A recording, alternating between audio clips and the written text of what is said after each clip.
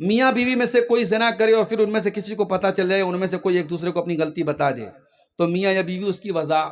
اس وقت کیا کریں؟ دیکھیے شریعت میں ایسے موقع پر اگر شوہر بیوی کے اوپر شک کر رہا ہے یا اس نے زنا کرتے ہوئے دیکھا ہے مان لیجیے،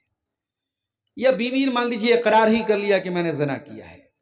لیکن اسلام میں کسی کے صرف اقرار کر لینے سے تو مسئلہ حل ہوتا نہیں ہے، یا کسی پر الزام لگا دینے سے مسئلہ نہیں حل ہوتا ہے۔ اسلام میں زنا ایک بہت بڑا کرائم ہے اور اس کے لیے 4 گواہ کی ضرورت ہے۔ تو اسلام میں ایک طریقہ بتایا گیا لعان کا۔ اگر شوہر عورت پر الزام لگا رہا ہے زنا کا اور عورت انکار کر رہی کہ میں نے نہیں کیا ہے، تو ایسے موقع پر اسلام میں لعان کا حکم ہے۔ لعان میں کیا ہوتا ہے کہ مرد جو ہے وہ 5 بار قسم کھاتا ہے، 4 بار وہ اللہ کی قسم کھا کے کہتا ہے کہ میں سچ بول رہا ہوں، اس عورت نے غلط کام کیا ہے، اور 5ویں بار وہ کہے گا کہ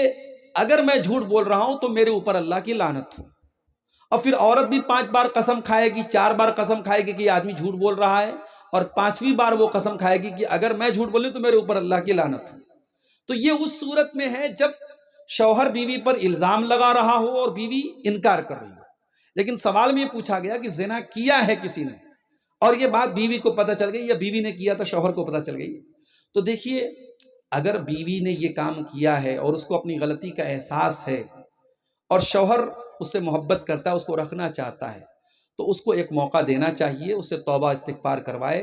اور آئندہ زندگی میں پکے عزم کے ساتھ کہ آئندہ وہ یہ کام نہیں کرے گی، اس کو اپنے نکاح میں رکھ سکتا ہے۔ اور اسی طریقے سے اگر شوہر نے یہ کام کیا ہے اور اس کو بھی احساس ہے تو اللہ تعالیٰ سے توبہ کر لے، اور جہاں تک اگر اللہ تعالیٰ نے آپ کے گناہ پر پردہ ڈالا ہے تو آپ کے اپنے گناہ کی نمائش کرنے کی ضرورت نہیں ہے، آپ اللہ تعالیٰ سے توبہ کر لیجئے، یہ آپ کے اور اللہ کے بیچ کا معاملہ ہو جائے گا، اور یہاں ایک دوسرے کو کوئی سزا دینے کا کوئی معاملہ نہیں ہے، اور نکاح دونوں کا باقی رہے گا انشاءاللہ۔